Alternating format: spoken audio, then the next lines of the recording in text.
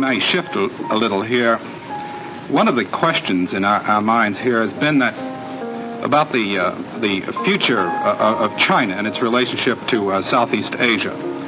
Some people are saying that China is now so divided politically that there is no great danger for Southeast Asia in the future.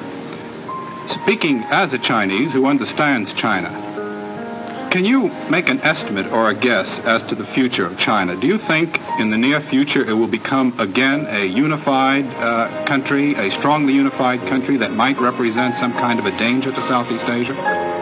First of all, I can't speak as a Chinese because I'm a Singaporean. I'm of Chinese ethnic stock, and I think this is crucial. I mean, if you ask me to speak as a Chinese... As an ethnic Chinese. Yeah, well, you know, the Chinese People's Republic in Peking will be, I think, quite rightfully indignant, and so will the other aspirant in Taipei. But speaking as a Singaporean, with some of the built-in memory programming of the Chinese people, I would say that if you believe that the Chinese people will just splinter up into so many warlord communist committees, each governing a province or even part of a province, then you will make one of the gravest mistakes about Asia.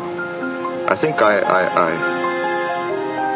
travel around the world often, and you know, people don't know that I come from Singapore, and they treat me as a Chinese or as a Chinaman in the old days, as they used to call them. And they used to say, Chiang Kai-shek, you know, in the middle 40s, and nowadays, of course, Mao Zedong. I'd say that they are determined as a people to unify and build a modern, powerful, wealthy Chinese nation. And I say good luck to them.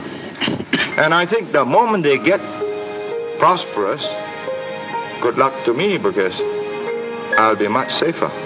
I don't believe, however, you know, the simple theory that they're just going to send their armies across and eat up Southeast Asia. It's too simple. And it's too simple for you, for the Americans, and for us, because then it's naked aggression.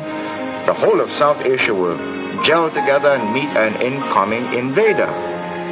But you've got this make-it-yourself kind of revolution. Wars of national liberation. You know, here's the text.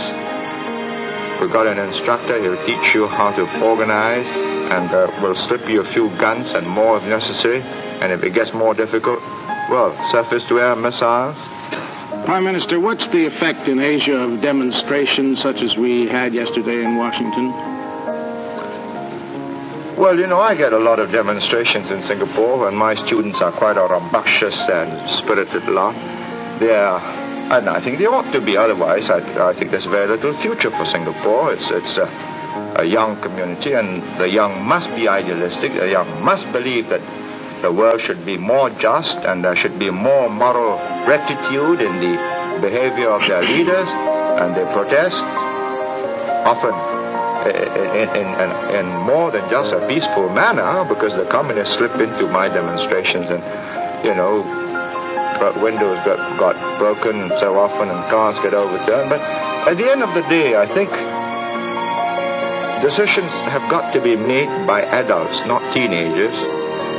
But it's got to be made in such a way that when the teenagers become adults and they look back on these decisions, they would be proud of the generation that went before them.